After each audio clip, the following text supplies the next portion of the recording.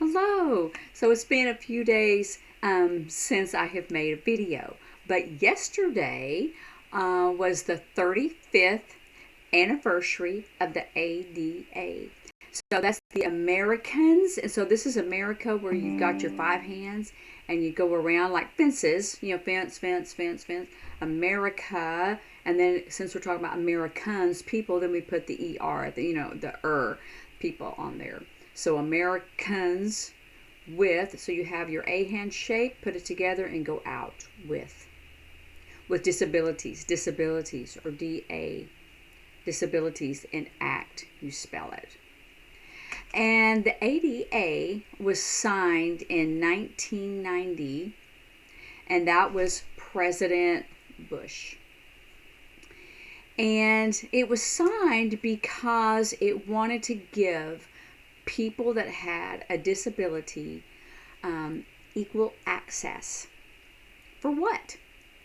For jobs, housing, just anything that was open to the general public.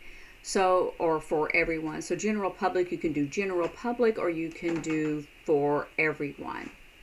So that would include what? So like if it was only stairs before, now they are required to have a ramp. And this is for businesses or places that have 15 employees. Also, like for blind people, there was a couple of things that I've noticed is that at a stoplight, when you push the button so it will change to green, it has a voice that says, wait, wait, wait. And then, when it's green, it's go. So that's for the blind people.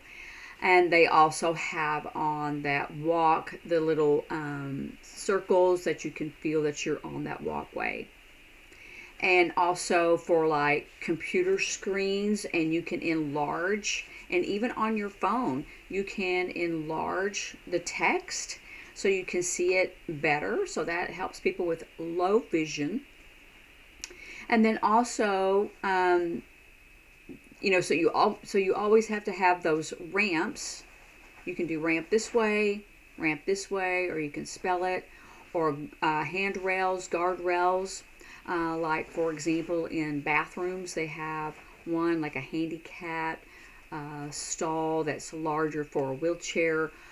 Plus they have those handrails so you can hold on to it, and if you have to get dressed, if you have to hang on. So those things. And plus the telephone communications, they can have either a larger text on the screen or have interpreters. And the language, so they will include that for interpreters for any foreign language, but it was first really strongly meant for deaf individuals. So they could have in-person sign language interpreters. So the ADA has been really important for deaf people and people in wheelchairs, and blind people, but like for transportation. And so all the buses have a wheelchair, like a lift, and now they have the smaller buses, and that's for people that can't, wheel themselves, or even if they have a cane, they can't walk that far from from the bus stop to wherever they need to go. So we'll have those special transport or transit buses that they will arrive exactly in their parking lot. So there are some things that we see regularly now that wasn't there before, and sometimes it's hard to remember what it was like before. So now they have like committees where they have people who walk the streets to see if it's accessible for disabled people, and the buses to ride them. Are these places accessible?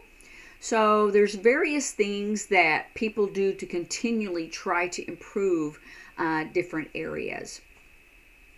For interpreters, for example, for other languages, they can have a telephone. But for deaf individuals, they need to see the interpreter. So they prefer in person because it's a 3D language.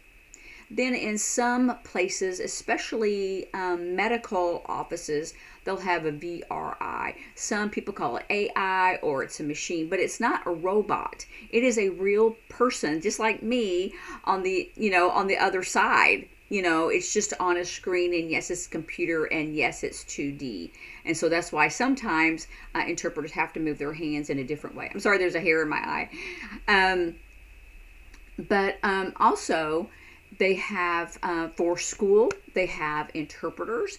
They have, different things they'll have, like if that person is blind or low vision, they'll have someone that will walk with them called a companion. So they will do that, and that's also other disabilities, like if they're in a wheelchair. They can have like different medical problems. So they can sometimes have a companion. It also includes some mental illnesses. And one thing that, deaf people use, and it was first for them, and now senior citizens, at S and a C goes on this side of the chin, senior citizen. Instead of saying older people, but senior citizens that maybe their vision is going, and they can't hear really well. So there is captioning. So you can do that 3 different ways. You could do CC, you could do closed captioning. I use that one a lot. Or I saw someone do closed captioning. You could do closed captioning, but this is sentence as well. So they have the closed captioning at the bottom of the screen.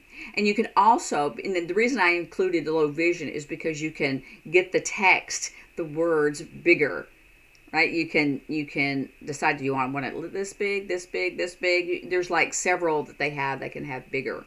Newer TVs have that capability. But because sometimes they can't see it real well, they can't hear, or they just can't hear, they just want to be able to see it. But if they have on their glasses, they can see it. So it's very, so they have that option. And I use it. I started using it so I could see what it was like for deaf individuals. And so now my husband, who doesn't have hearing aids, when I told him about it and showed him closed captioning, so now we use it all the time because we may miss a word or something, and so he doesn't want to miss a word because then he's like, what are they talking about? So we have closed captioning on the bottom of our TV, and it's really wonderful. And also on Zoom, you can do Zoom, you can either spell it, or some people do the Zoom. There's different signs, and a lot of times they're regional, so I don't know them all. So definitely if you see a sign for Zoom, or a deaf person uses it, or an interpreter uses it, definitely use that sign for Zoom. I always put the closed captioning on there as well.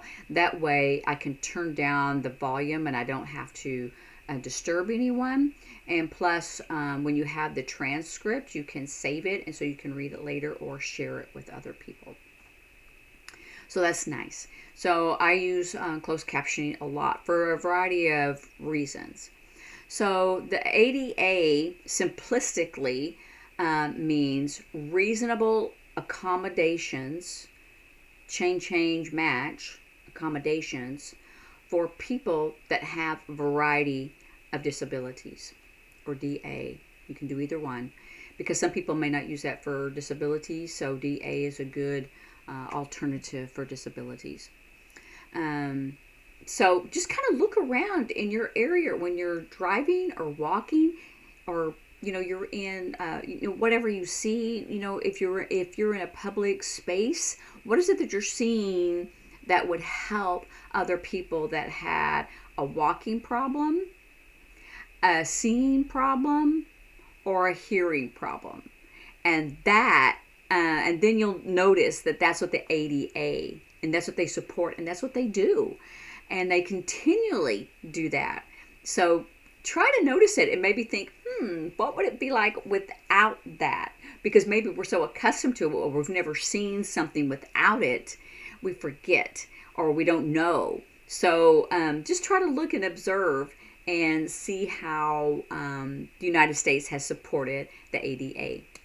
And I will see you later. Bye.